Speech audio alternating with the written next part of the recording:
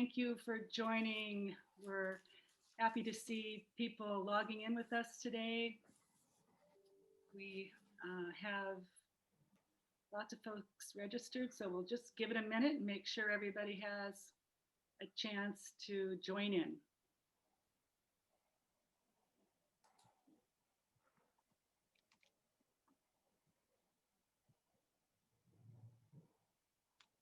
For those of you who are just joining, hello. We're going to be getting started in just a minute, giving everyone a chance to join here. We don't want to start too quickly, but we'll get started in just a minute.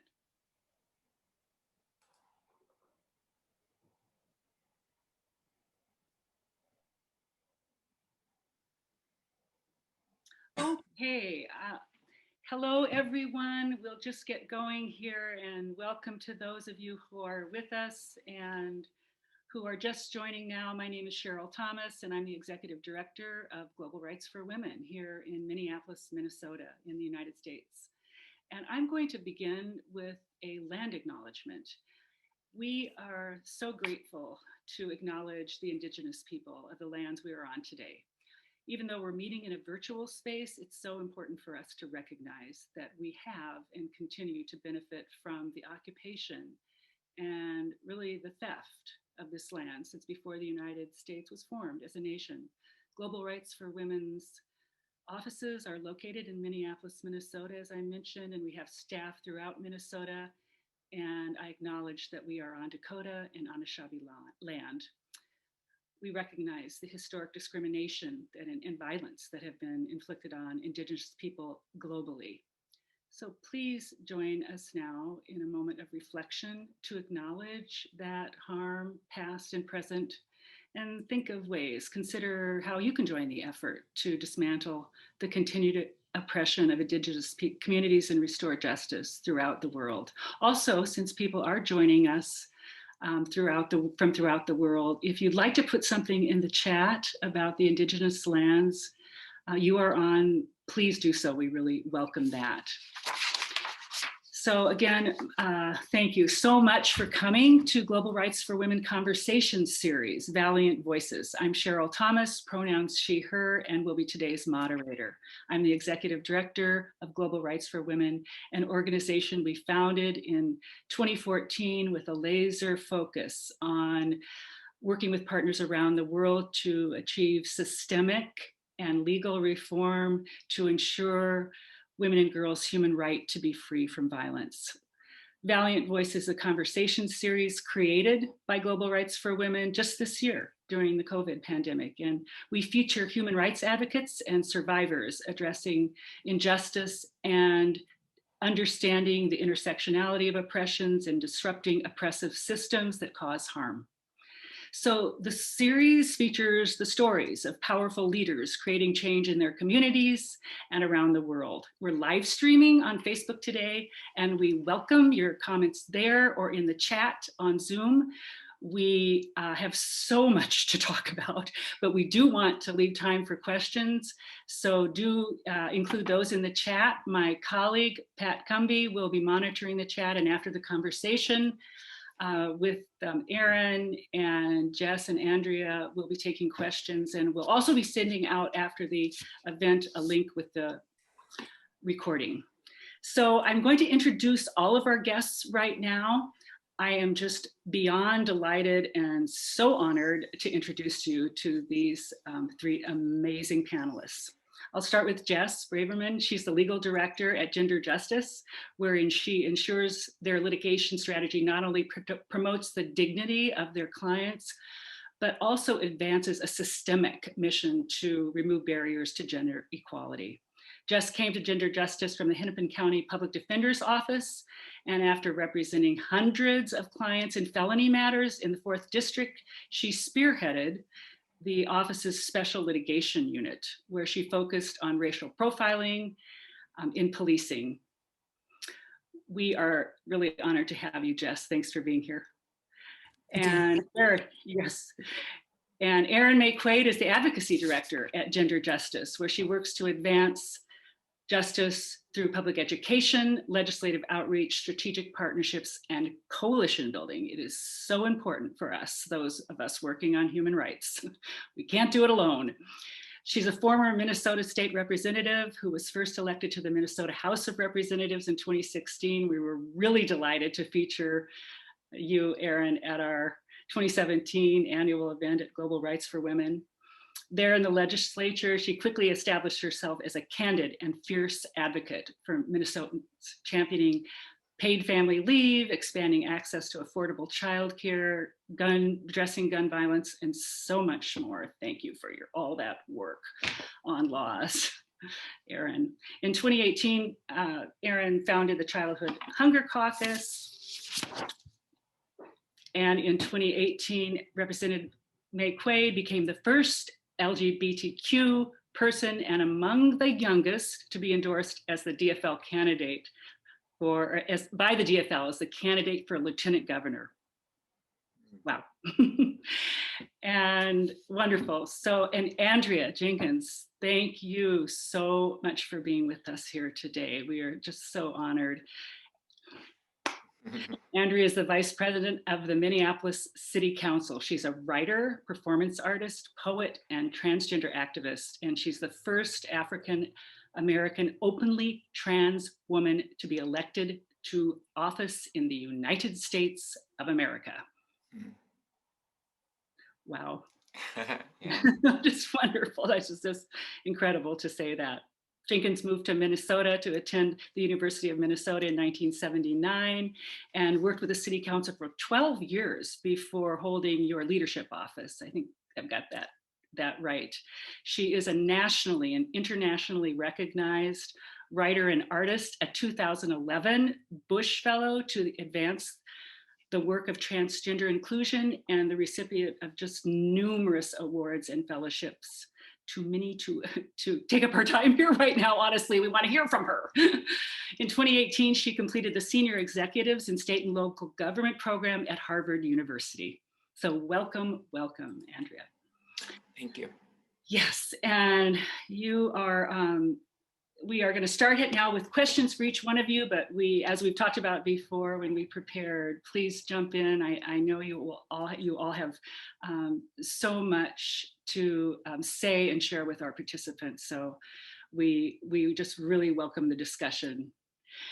Jess, your legal advocacy has most recently focused on litigation on behalf of non-binary and transgender people, and is specifically around bathroom policies and also around youth in sports, or sports generally, and the laws that are happening, or the bills, I should say, that are happening around the United States. And they've been pushed not just by conservatives, but by so-called feminist groups under the auspices of protecting the safety of women. And we know that's not based in fact, it's just an excuse for further oppression. And I would just really appreciate it if you would talk about the impact of that kind of harmful anti-transgender legislation, and based on all that, the lack of evidence, and how that just impacts all of our efforts to promote human rights. So yeah, go for it, Jess. Yeah, thank you, Cheryl, and thank you to Global Rights for Women, and to Erin and Andrea. I'm just so lucky to be on a panel with both of you. I want to give a little background about what Gender Justice does, just for context. So our mission is that we advance gender equity through the law. As a legal director, Erin can talk about the advocacy department of Gender Justice. We bring lawsuits. We represent a variety of people where the root of the issue is gender-based oppression, patriarchy, things along those lines. So yes, we represent transgender students who are discriminated against in school. We have schools that refuse to let trans students use the correct bathrooms and locker rooms. And by correct, I mean the bathrooms and locker rooms that the students wish to use. That is the correct one. And so we have schools forcing trans boys not to use boys' locker rooms, trans girls not to use girls' locker rooms, things along those lines. So we represent students in those contexts. We represent people who are denied access to health insurance, which effectively means often access to health care, period. So people who need gender affirming care, it's hard enough to get approval for insurance to cover that, but then you have insurance companies who have explicit just bars and denials, and not only make it impossible, like literally say you cannot get this care under our insurance.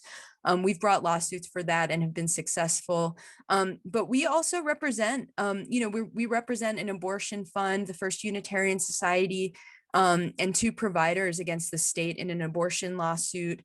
We represent a woman in rural Minnesota whose pharmacist refused to fill her prescription for emergency contraception because of his religious beliefs. And we don't believe these are like, it's not like gender justice has like the LGBTQ unit and the repro unit. We see these issues as intimately connected, and we do them all together. We don't silo this work because we don't think they're different issues.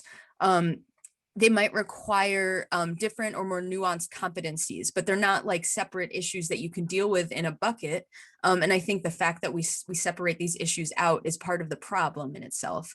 And so I'm going to do a tiny bit of 101, but I do this with a caveat. I don't even like to do this all that much. Everyone's identity is different, and it's hard to fit people into something that looks like a 101.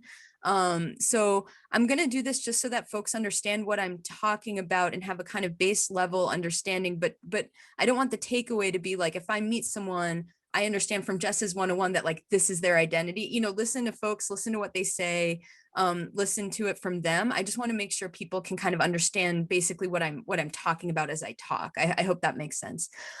So if I'm talking about, let's say, a trans boy, a trans student who's a boy, that is someone who was assigned male at birth. So doctors assign people on their birth certificate, male or female. And it's based usually on external genitalia and not the host of things that make up someone's sex or gender. There are a lot of things that go into that. And you will hear people say things like, oh, chromosomes, DNA, you really cannot reduce sex and gender to these things. And that's not just me being fanciful, like, the scientists, doctors, we're going to talk a little bit about the different organizations that fully support this and have more nuanced views on sex and gender. But usually your sex assigned at birth is usually often based on external genitalia. So when I was born, a doctor looked at my external genitalia, put an F on my birth certificate, right? Assigned female at birth. But a lot of people don't identify with that. And you might have someone who identifies as a transgender boy. He identifies as a boy, regardless of what that sex assigned at birth was on the birth certificate. And so I hope that's just helpful. And then there's transitions. Different people transition differently, and it's not a hierarchy of transitions. Some people socially transition, right? So you might base your clothes, your hair, your appearance, your name, all these things on what works for you in terms of how you want people to address you, to see you, that sort of thing. But again, this is oversimplifying it. Medical transition is you might take hormones, or others have surgeries, right? That's often what we refer to as medical transitions. And the last caveat, again, grain of salt, different people's life experiences can't really be reduced to a 101.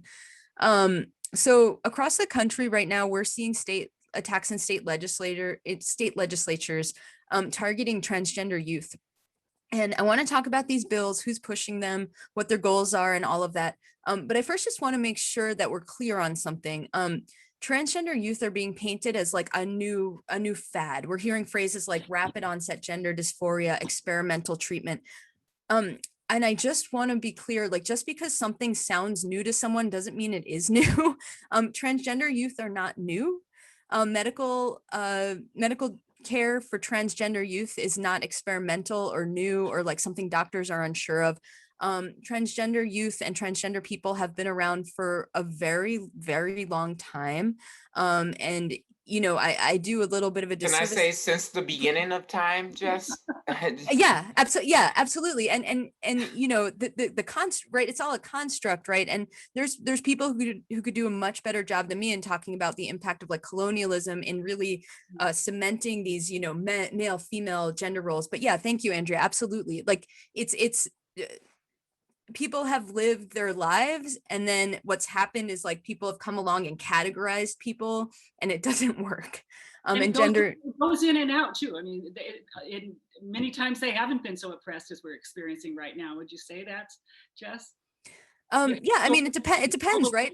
It depends, it depends where you're talking about, who you're talking about. And I absolutely encourage Andrea and Erin to continue to jump in, like please. Yeah, I mean, no, there are many communities and societies throughout the world that have been and continue to be very inclusive of trans and gender nonconforming identities, and those people play a really important role in many societies.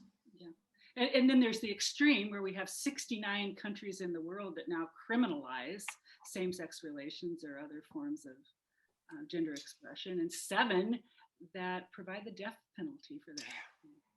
And, No, that's and, real. oh, yeah. And we're gonna, I'm definitely gonna mention too, like how this is seeping into the human rights conversation specifically too, in the context of, the UN and other places like that. But, so just because something sounds new to you doesn't mean it is new. Transgender, thank you, Andrea, transgender people are not new. Transgender youth are not new. Rapid onset gender dysphoria is not a real medical phrase. It's pushed by people who have books to sell, right? I remember when I came out in the 90s as gay and everyone was like, it's a phase or it's a fad or it's a, okay, well, I'm still gay. I don't know what to tell you. It's kind of like the satanic panic, it's this thing that people have heard one person's life story, 2 people's life stories, and decided like, I'm going to create a whole like world and narrative around this. So the American Psychiatric Association, the American Academy of Family Physicians, the American Academy of Pediatrics, the American College of Obstetrics and Gynecologists, and the Endocrine Society are among the many prominent medical organizations calling for state legislators to stop messing with medical care for transgender youth. They're saying this is not new, this is not experimental, and it's also not a problem. The legislators are creating the problem. So the types of bills we're seeing right now are, one big one we're seeing is sports trying to prevent trans youth from, it effectively prevents trans youth from playing sports. It would prevent trans girls from playing on girls teams is the most common thing we're seeing. And it's being presented as trans girls are threat. Think about this, right? What they're saying is like trans girl, yes. What they're saying is like trans girls are taking away, they're so much better than cisgender girls. They use offensive terms that I hope not to hear people here use, like biological male, right? They're trying to erase people's identities. It's purposeful and it's hateful, right? But this is a phrase they use, are better at sports, are better at fitness than cisgender girls, and are going to take away opportunities from cisgender girls. And inherent in that is this idea that like we should be like, everyone should be offended by this, right? Like cisgender girls are not weak. Cisgender girls are not terrible at sports. And so, oh, thank you. The 3-minute warning. And so there's other bills that are going on. The thing that's worth noting is like, one thing they often say is you're taking away NCAA scholarships, blah, blah, things like that. Transgender girls, it's really hard for them to get NCAA scholarships. These are not they're not merit-based and they're not need-based. They're based on like coaches doing recruiting, right? And so the question is, who is a coach going to recruit?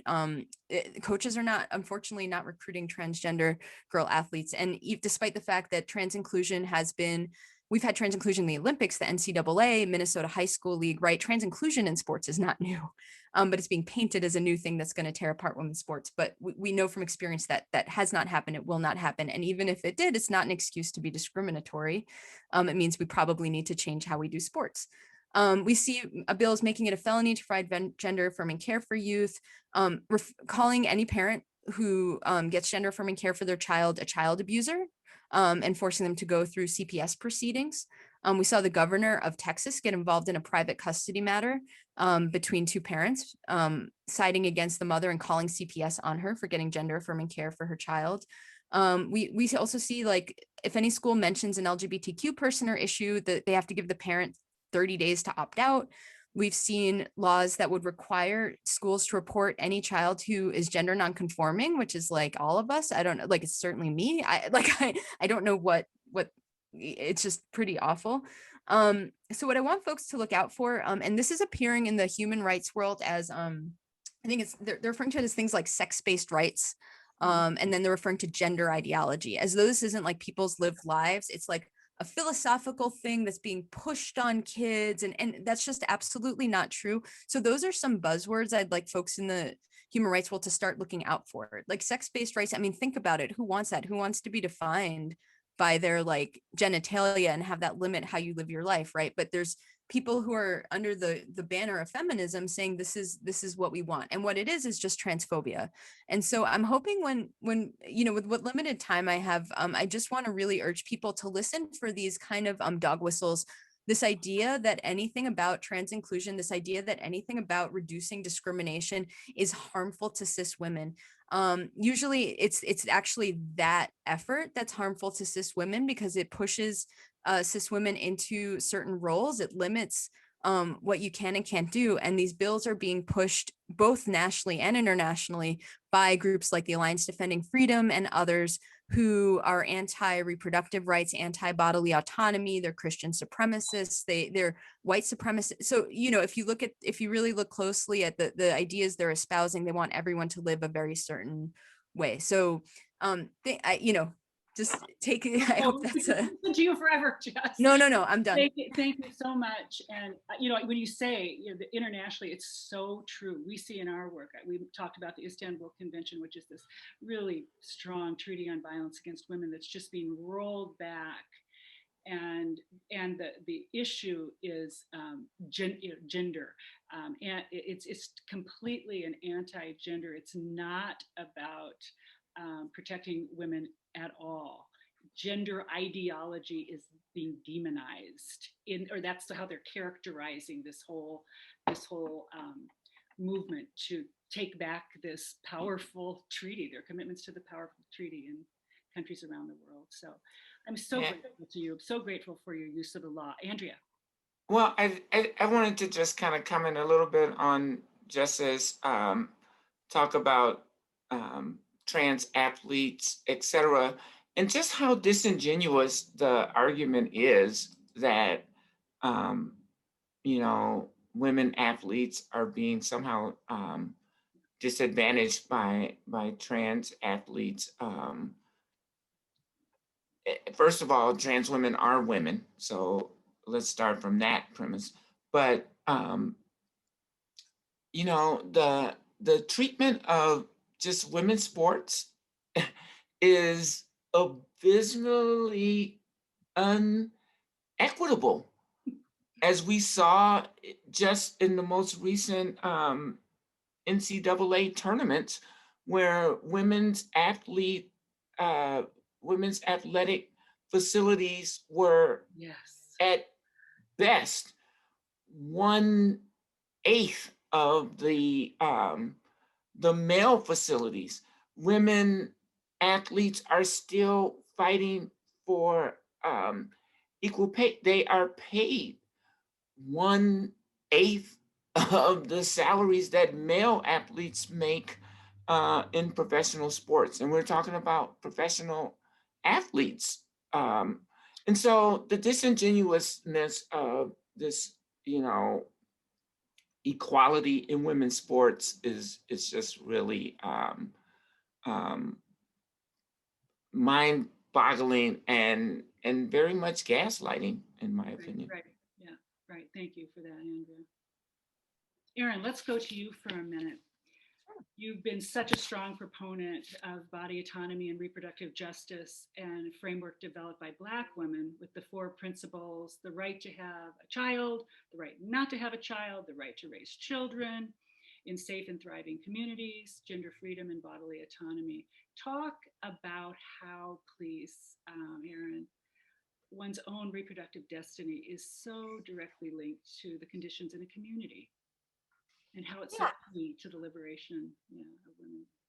Absolutely. And the, you know, the conversation we were just having about trans inclusion in sports is certainly tied to reproductive justice. And so, you know, reproductive justice is an organizing framework that arose from Black women in the 90s who actually had returned from a conference and the international as an international human rights conference in Cairo, and they were working on centering a human rights concept and bringing in the human rights framework to expand kind of how we think about reproductive rights. So reproductive justice rights splices reproductive rights and social justice together.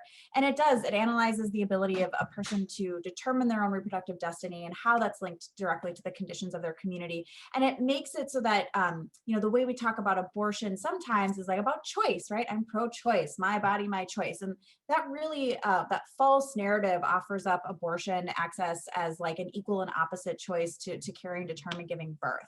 And one of the things that reproductive justice does is it de-isolates, it de-silos abortion from the broader movement for justice. You know, we know that you cannot decide to become a parent or not, or be a parent or not become a parent, or live in safe and thriving and sustainable communities, or have gender freedom and bodily autonomy if you can't decide to not have a child, if you can't decide to have a child, if you cannot live freely as who you are. And so, you know, we know that queer, trans, BIPOC people have been living reproductive justice for much longer than the term has been around, certainly. But this organizing framework has, you know, it started in the 90s and then grew throughout Sister Song. And so we at Gender Justice, you know, we advance gender equity through the law. And one of the things that we are continuing to do in Minnesota is, you know, we're suing the state right now to remove the abortion restrictions that exist in law. We're also working on trans inclusion in sports. And those two things are both reproductive justice. And the opponents are the same, right? The same people who are pushing to restrict access to abortion care and all reproductive health care, to force people to carry, you know, a child to term and give birth, which is state violence, right? And one of the principles of reproductive justice is to live free from violence in your communities, both from the state and individual. And so when we think about the murder of George Floyd or the killing of Daunte Wright or, you know, Ma'Khia Bryant and, you know, on and on and on, right? We can continue to name names literally every day. That is violence from the state. And part of reproductive justice means we get to live free from violence from the state. But we, you know, so we're doing work in abortion rights, but we're also doing work in trans inclusion in sports, because we know that this like biological essentialism, the classifying of who is and isn't a real woman, who gets to make decisions about their own bodies, who gets to dress and look and act the way that they are, is highly, highly regulated and oppressed by the same people. And I do just want to note too that when we're talking about both when it comes to reproductive justice and when we're talking about trans inclusion and community, there is always a racial overtone to that, right? The Venn diagram of anti-abortion extremists and white supremacists is basically a full circle. And you will find that same ideology and you will find that same racial overtone when you hear people talk about trans women athletes, right? Black women and brown women are used to be calling not feminine and not real women and cheating at sports or like being too good, right? And so again, it just is all tied together. And sometimes sometimes it's so tied together in my mind that I'm like jumping from thing to thing, but it is all reproductive justice. And so we cannot have liberation. We cannot live freely in this world until we achieve full reproductive justice. And that includes the ability to have a child, not have a child, raise children, and live freely in safe and sustainable communities and have gender freedom and bodily autonomy. Beautiful. Thank you so much, Erin. The thinking that you guys at Gender Justice are doing on this, I really believe from my experience is just huge leadership that you're offering Minnesota and the United States and the world. So I'm so grateful to listen to you. Thank you. Now I want to just say quickly before we go on to Andrea with a question that we are putting resources in the chat, and there's terminology that's explained because we just don't have the time we'd love to have. But please do put your questions in the chat also as you think of them. And we're going to move on. Andrea, you have been a spectacular leader as both an artist and a politician. What a fabulous combination that is. And thanks to people like yourself, you're raising awareness and achieving significant political victories, and transgender voices are being heard. Yet transgender people, especially trans women of color, continue to face such blatant discrimination and high levels of violence, really disproportionate violence, as they navigate all the multiple systems of oppression in health and economics and safety and civil rights that we've been talking about. So just quickly, I'd like to share some statistics with our audience today from the US Transgender Survey. 47% of trans women of color have lost a job due to bias. That statistic is 27% for trans people overall. An appalling statistic in and of itself. 49% of trans women of color have been evicted and denied housing. 48% have experienced intimate partner violence. And 1 in 4 avoided staying in a shelter due to fears of being mistreated for being transgender. Not an unrealistic fear, given that 74% have experienced mistreatment. All of these rates are close to quadruple that of the general population.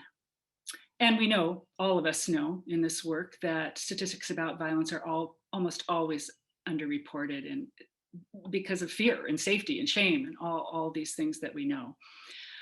So we've heard from Jess and Erin that there's a lot of work to do to protect the rights and safety of non-binary and transgender people. And I want to hear from you now. Andrea, please, what are your priorities in the work you are doing? And talk to our audience, please, about how we can advocate for equality and ensure the rights of our transgender neighbors, coworkers, friends, family. Thank you, Andrea.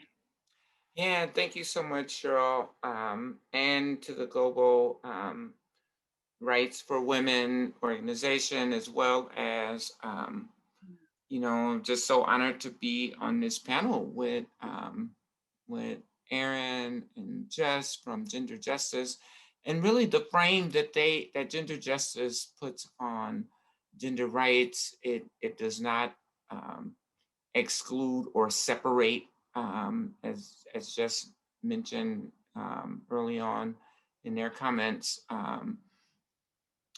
We have a trans sort of department over here, and then all our other gender work happens over here.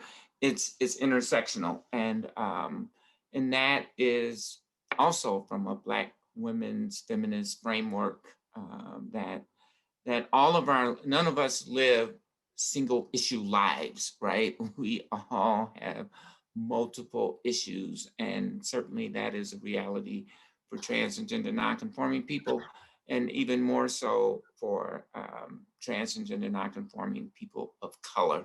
I guess I will start by just highlighting the most recent current events. So last night we heard from President Biden, and for the first time ever in my history of watching a quasi State of the Union, I don't know, Erin, was it a State of the Union or not? That's the debate on Twitter. It was a joint address. Right. Well, in that joint address, the president— Erin's our legislative expert. Yes, exactly. All things legislative. Go to Erin. But the president literally called out to transgender Americans and said, "We see you and we stand with you." And in 2014, Joe Biden, as vice president, said, transgender rights are the civil rights issue of our time. And, and so to hear him as president carry that forward, I think really meant a lot to the trans community and transgender people, and I think set a tone for how other legislators across the country can fight back against some of these proposals, knowing that they have the backing of the White House. In his first day in office, I mean, he restored transgender people's rights to serve in the military. I don't particularly support war or, or the trillions of dollars that go into our war effort that really takes resources away from our communities. However, if we are to have a volunteer army, and the key word is volunteer, that transgender people, as human beings, as citizens of this country, as fully contributing members to our society, should have a right to serve in that body as well. And so there is a lot of hope coming from the Biden administration as it relates to trans women. In fact, the Assistant Secretary of Health is a transgender woman and was confirmed by the Senate, which is another historical first. The first trans woman to ever be confirmed by the United States Senate. But the atrocious disproportional violence that you mentioned, Cheryl, is really, as we continue to see these progressive initiatives, as evidenced by myself being elected as a city council member in the city of Minneapolis, there's always a backlash. And the backlash always falls on trans people of color as the most visible members of the LGBT community. Even when there are rights, like when the Marriage Equality Act passed in the Supreme Court, and I will want to just acknowledge that we legislatively passed it in the state of Minnesota prior to that.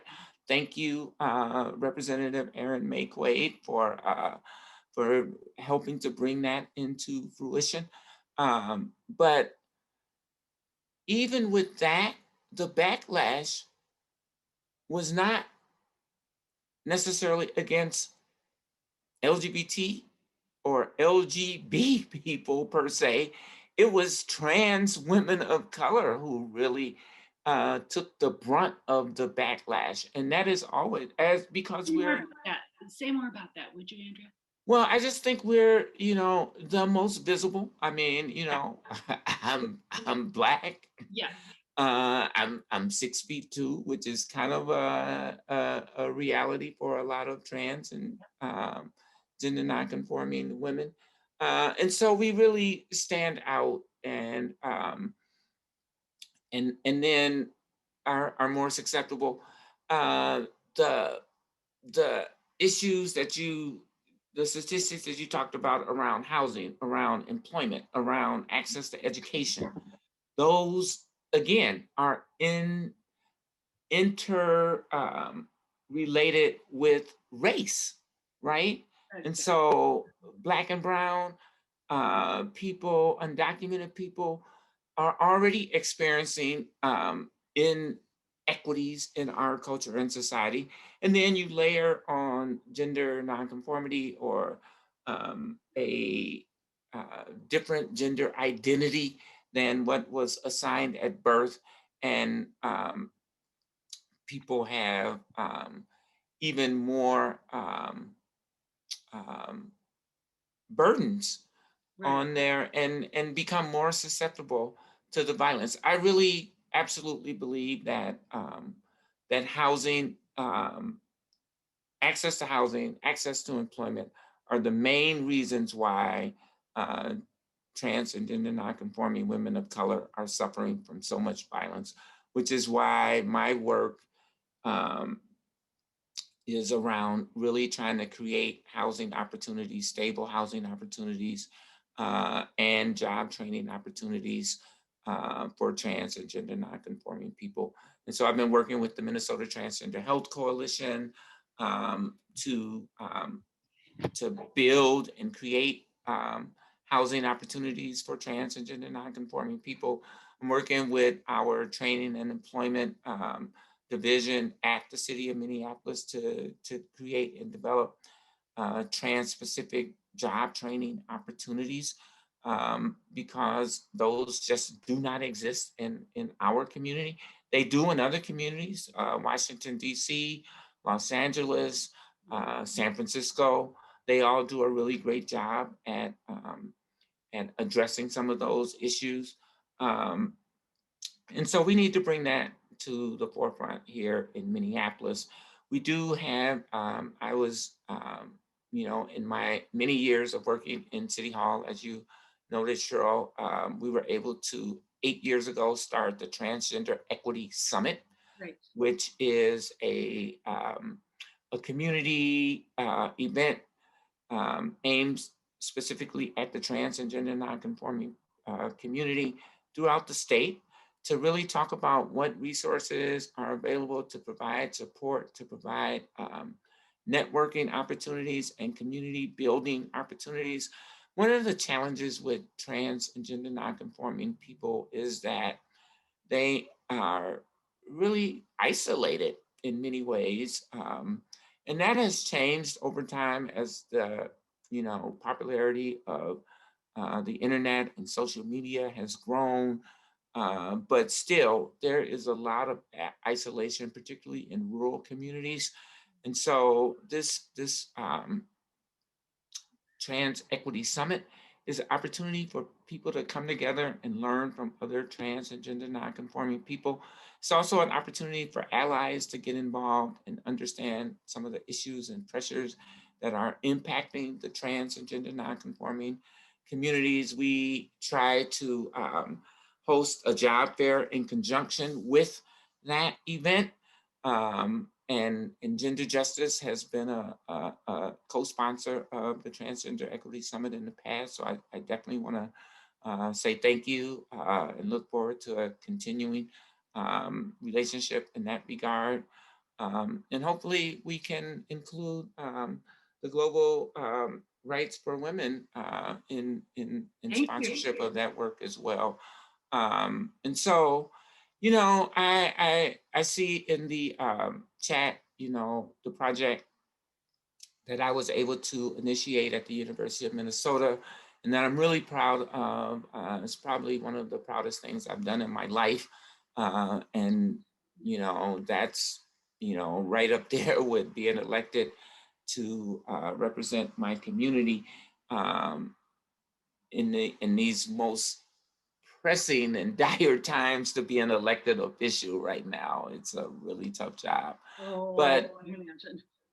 But talking to 198 gender nonconforming, transgender, gender fluid, gender fabulous, gender creative, gender expressive people was the highlight of my life thus far. And being able to hear those stories was an honor, but not only to hear them, but to document them and then preserve them at the University of Minnesota for generations to come, to be able to access those stories, those true to life stories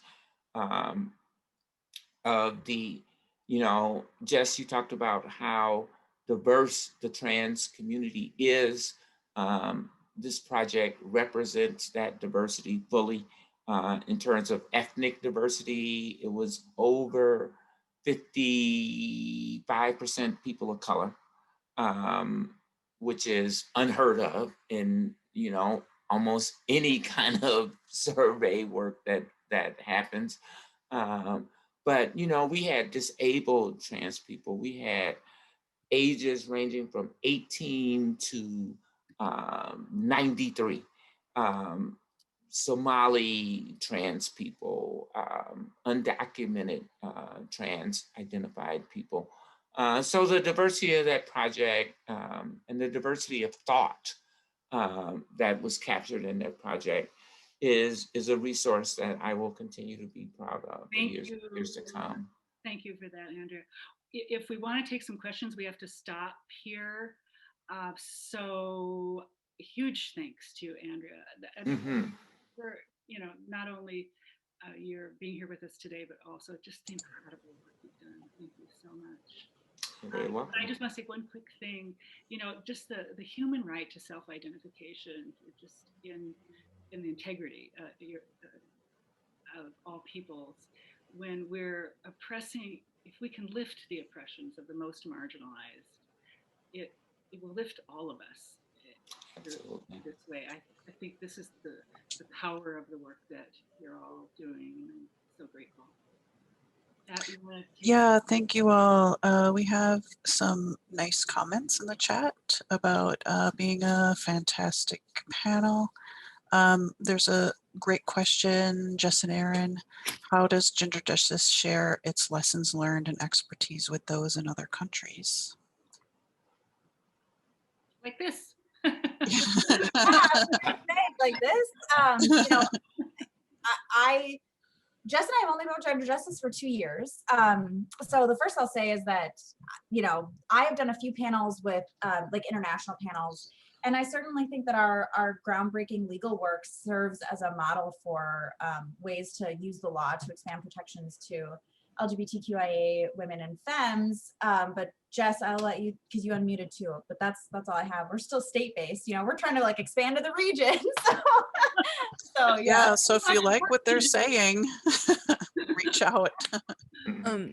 So yeah, we haven't, like Erin said, we're fairly new to the organization. The organization's about 10 years old, and we do focus on Minnesota. I have had, I've learned about what's going on UN wise from folks that I've worked with on other issues who are like, oh, this happened at the women's convention, it was really bad, here's what. So we try to on a like one-on-one level, like keep in touch with folks, like share what we're seeing with other state-based and national groups. We try to be on policy calls and other types of calls with organizations doing similar work. And so we do it a little ad hoc like that. We'd be happy to talk to anyone who wanted to share information about our organization in other countries where they're looking, or places in other countries where they're looking to start something kind of like what we do. We'd be happy to talk to anyone, but unfortunately I don't think we've done a ton of outreach, like international outreach.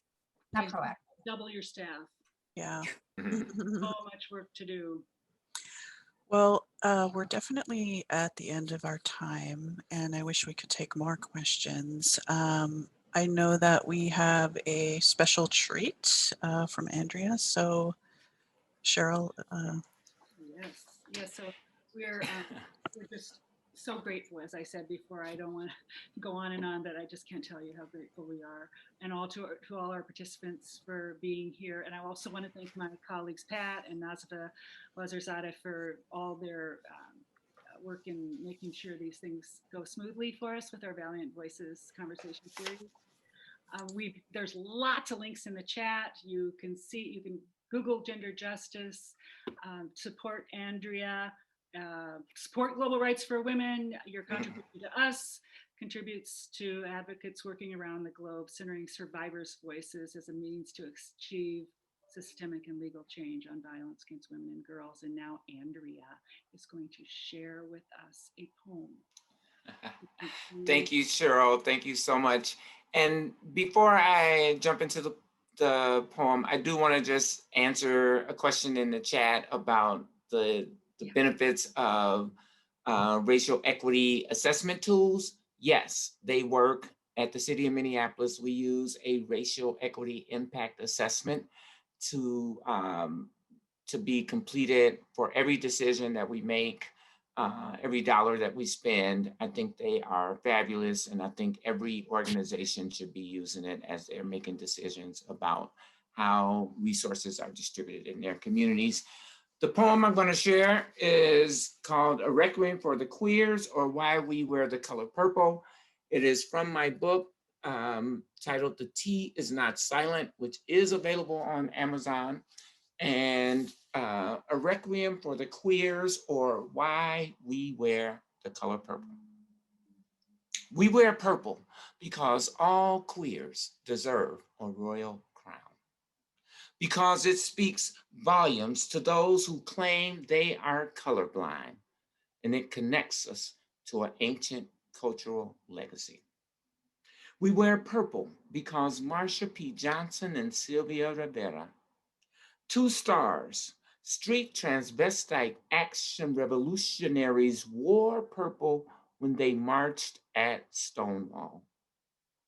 We wear purple for all the queers who died on June 24th, 1973 in New Orleans when a bigoted homophobe sprayed Ronzanol lighter fluid on the stairs and tossed a match, and the ensuing flames traveled to the upstairs lounge, killing 32 people just 4 years after Stonewall. We wear purple for all the queer and questioning youth that will sleep under a bridge or trade sex for a place to stay tonight. We wear purple for the indigenous two-spirit people representing our struggle on the daily. We wear purple because radical women of color feminism shapes our mindset and thought process, offering critical resistance to the prison industrial complex, male patriarchy, and religious subjugation. We wear purple because we have to rewrite the narrative of what is and who is a woman.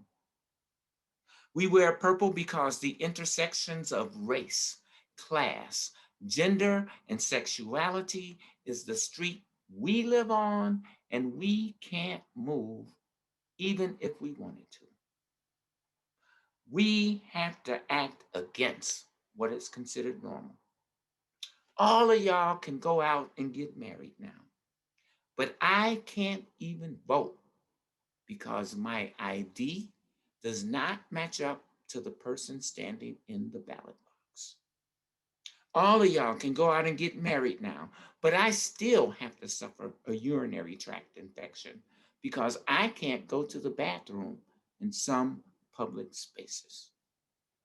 All of y'all can go and get married now, but Cece McDonald was locked up in the men's prison at the St. Cloud Correctional Facility for defending herself from racist, transphobic, and homophobic attacks, while George Zimmerman, who murdered Trayvon Martin, is still walking around a free man with his gun in his waistband. All of y'all can go and get married now. And believe me, I am truly happy, for it means that we have moved a little closer to a more just, more righteous society. But we still have a long way to go. The personal is political. We wear purple for Miss Major and the Transgender Intersex Justice Project, my homegirl from Chicago who marched at Stonewall too, and is still putting in revolutionary work for the trans brothers and trans sisters on lockdown. We wear purple for Leslie Feinberg and Kate Bornstein, two transgender warriors.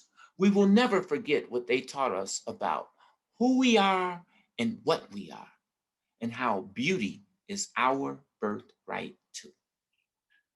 I wear purple for my people, my beautiful transgender people.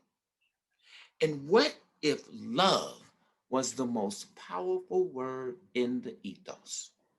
Love, love, love, love, love, love, love, love. And what if my transgender people were the embodiment of that love, representing everything and nothing? We wear purple because Elton John sang, and you can tell everybody this is your song. I know it might sound simple, but now that it's done, I hope you don't mind. I hope you don't mind if I put down in the words how wonderful life is when queers are in the world. Thank you, everybody. Thank you for so this much, opportunity. Andrea. We have to wrap up. That was gorgeous. Thank you so much. And please join us for the vigil and march tonight at 5 o'clock at Mercado Central on Lake Street for Yadira Romero Martinez, who was murdered. And we want to honor her and raise awareness about the global pandemic of femicide.